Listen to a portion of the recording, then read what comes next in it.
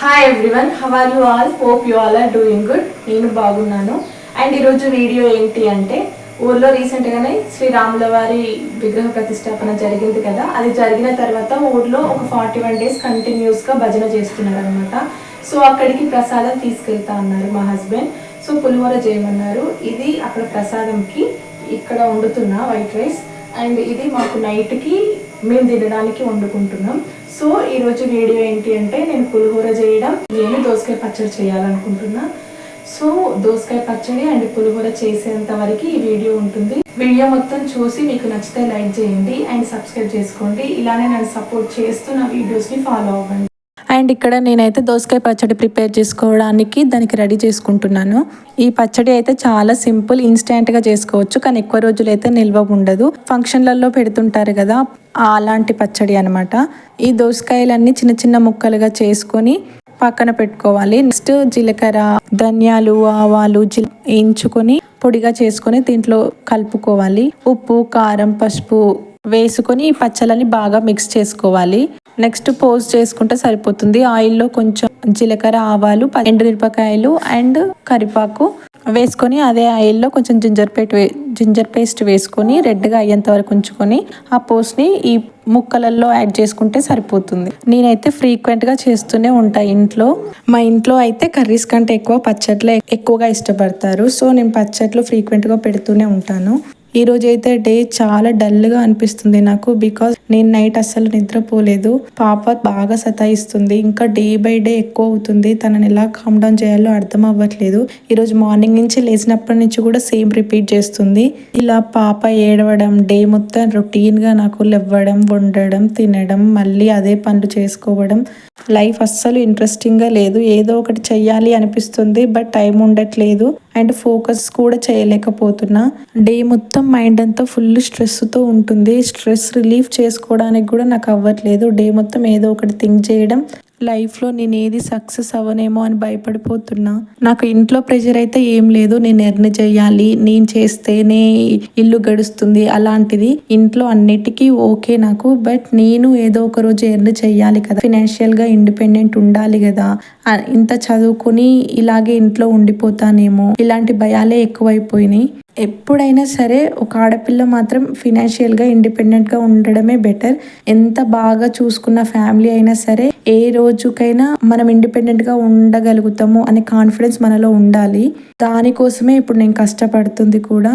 ఇప్పుడు ఇంట్లో ఉండి ఏమి చేయలేకపోతున్నా, కానీ తర్వాత పాప పెద్ద అయ్యాకైనా నేను ఏదో ఒక స్కూల్లోనైనా కాలేజ్లోనైనా చెప్పుకొని ఎర్న్ చేయగలుగుతా. బట్ ఈ గ్యాప్లో నాకున్న నాలెడ్జ్ని కూడా నేను లూజ్ అయిపోతానేమో అనిపిస్తుంది. ఇట్లా ఇంట్లోనే వంట చేసుకుంటూ, ఊకుకుంటూ, పిల్లలను చదువుకుంటూ ఉంటే ఏదో ఒక రోజు ఇంత టైం నేను వేస్ట్ చేశానా అనిపించేలా అనిపిస్తుంది. సో అందుకే యూట్యూబ్ అనేది స్టార్ట్ చేసిన. కానీ అస్సలు ఐడియా లేదు ఎడిటింగ్ పైన, సోషల్ మీడియా పైన. సో వీడియోస్ ఏదో ఒకటి వస్తున్నా, కానీ ఎడిటింగ్ వల్లనో నా వీడియోస్ నిజంగానే అట్రాక్టివ్గా లేకపోవడం వలన గ్రోత్ అయితే అనిపించట్లేదు నాకు. యూట్యూబ్ స్టార్ట్ చేసే వరకు కూడా నేను రీల్స్ లాంటివి, షార్ట్స్ లాంటివి కూడా ఎక్కువగా చూడకపోయేదాన్ని. యూట్యూబ్ పైన కొంచెం మాత్రమే అవేర్నెస్ ఉంది అండ్ ఇన్స్టాగ్రామ్ పైన కూడా అవేర్నెస్ లేదు. అప్డేటెడ్లో ఉండాలి అంటే ఇన్స్టాగ్రామ్ ఉండాలి అంట, బట్ దాన్ని నాకు ఎట్లా డౌన్లోడ్ చేయాలో కూడా అర్థం అవ్వట్లేదు.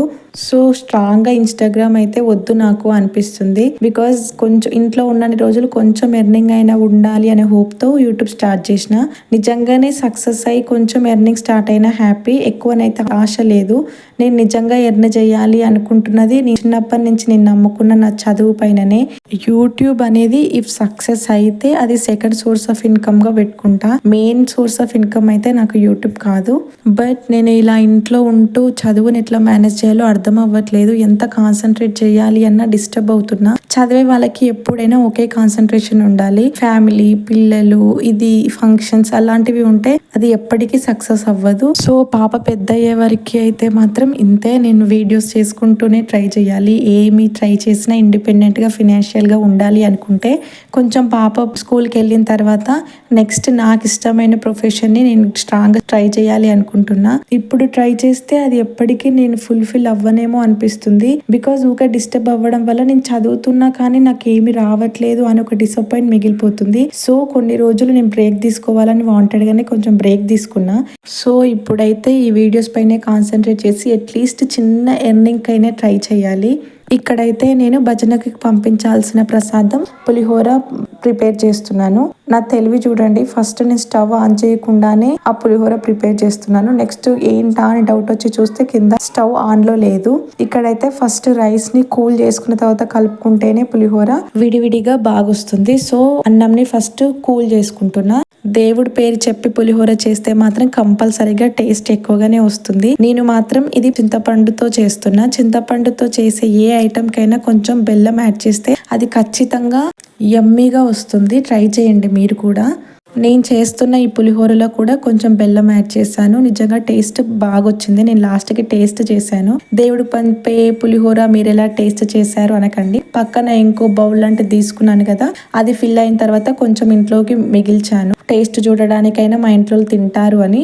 బాగా వచ్చింది టేస్ట్ అయితే. దేవుడి దగ్గర టెంపుల్ దగ్గర ఎలా అయితే ఉంటుందో అలానే ఉంది.